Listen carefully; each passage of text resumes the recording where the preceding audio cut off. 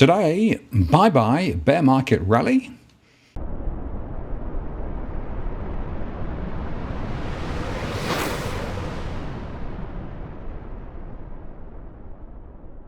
Hello again, it's Martin North from Digital Finance Analytics, one of the latest posts covering finance and property news with a distinctively Australian flavour. Well, stocks fell sharply in the US on Tuesday, with the tech-heavy Nasdaq Composite leading the way among major indices, after significant remarks from the Federal Reserve. At the close in New York, the Dow Jones Industrial Average lost 0.8%, while the S&P 500 index fell 1.26% and the Nasdaq Composite fell 2.26%. Lael Brainard sparked a jump in Treasury yields because in a speech she said the Fed will continue tightening monetary policy methodically through a series of interest rate hikes and by starting to reduce the balance sheet at a rapid pace as soon as the May meeting.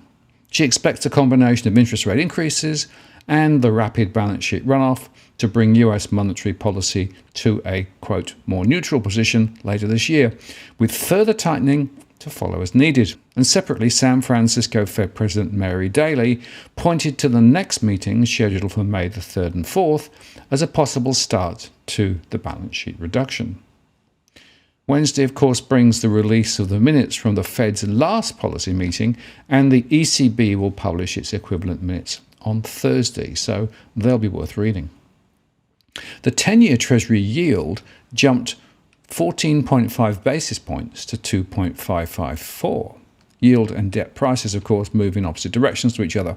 The 2-year note was up 7.2 basis points to 2.5%, leaving the 2-10 spread at 3.97 basis points, after having been negative for the most part since last week.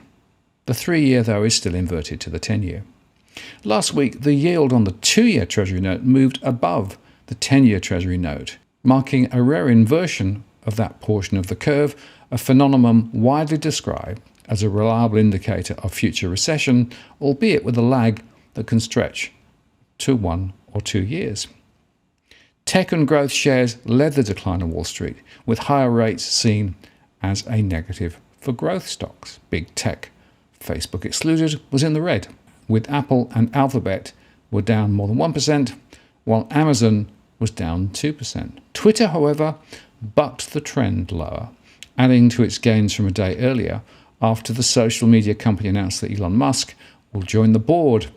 It closed at $50.98, up 2.02%. Consumer discretionary stocks also dragged the broader markets lower, as weakness in Tesla and casino stocks, including Penn National Gaming and Las Vegas Sands, offset gains in cruise stocks. Norwegian Cruise Line was up 1% and Carnival Corporation rose more than 2% after the latter reported record one-day bookings, stoking investor optimism about the return of demand for cruises following the pandemic-fueled lull. Energy stocks were on the back foot, though, as oil prices gave up gains, even as the European Union detailed plans to impose new sanction on Russian oil imports. If this EU embargo on Russian oil were to happen, demand would switch to an even greater extent to other sources of supply, which would result in considerable price rises, Commerzbank said in the note. For the rest of this week, though, the market will be driven by interest rates and will be driven by the Fed's comments about interest rates, said Peter Tutz, president of Chase Investment Counsel in Charlottesville. Investors were also keeping a close watch on developments relating to Russia's invasion of Ukraine, with the West preparing to expand sanctions to include a ban on all new investments in Russia. The Volatility Index was up 13.25% to 2103. Gold futures for June delivery was down 0.71% to 1,920. And crude oil for delivery in May fell 2.5% to $100.70, while the June Brent oil contract fell 2% to trade at 105.38. The euro-US dollar was down 0.59% to 109. The euro weakened amid concerns about the outcomes of the French elections, and it matched a low of $1.09 that was hit on March the 14th. The US dollar index futures, though, was up 0.51% to 99.47. Soaring global energy and food prices mean that almost 60% of developed economies now have year-on-year inflation above 5%, the largest share since the late 1980s, while it is above 7% in more than half of the developing world. Much of the focus around the yield curve has indeed been centred on the idea that the Fed's aggressive response to inflation, running at its hottest in 4 decades, would eventually put the economy in the ditch. In other words, if inflation was on track to be tamed, it would come at the cost of a recession. Investors, analysts and economists, meanwhile, continue to debate the meaning of this 2 10-year yield curve inversion. Such inversions have indeed preceded all 6 recessions since 1978, with just one false positive. But the 3-month 10-year spread is seen as even, if only slightly more reliable, and has been more popular among academics, said researchers at the San Francisco Fed.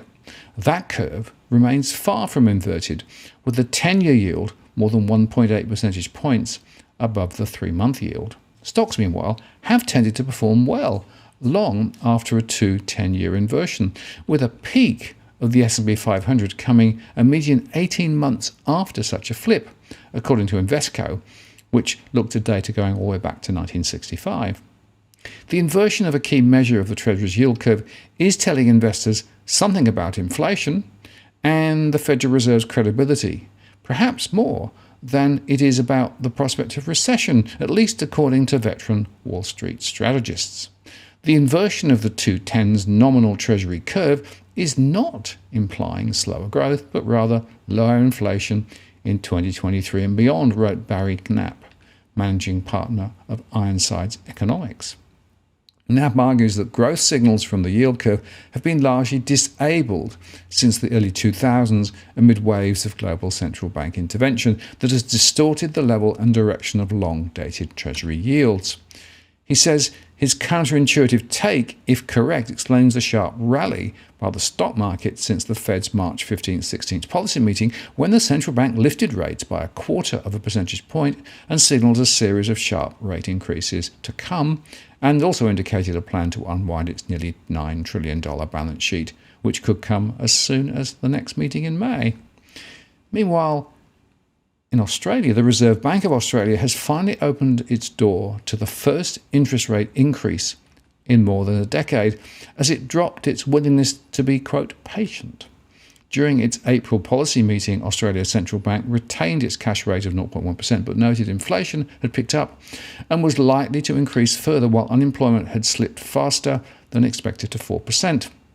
In a statement, RBA Governor Phil Lowe said, over the coming months, important additional evidence will be available to the board on both inflation and the evolution of labour costs, adding that the board will assess this and other incoming information as it sets policy, omitting any reference made in previous statements to the board being patient.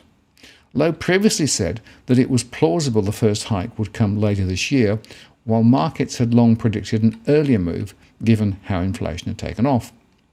Data for consumer prices will be out on April 27th, with analysts suspecting it could show a 1% jump or more in core inflation in the fourth quarter to take the annual pace to more than 3%.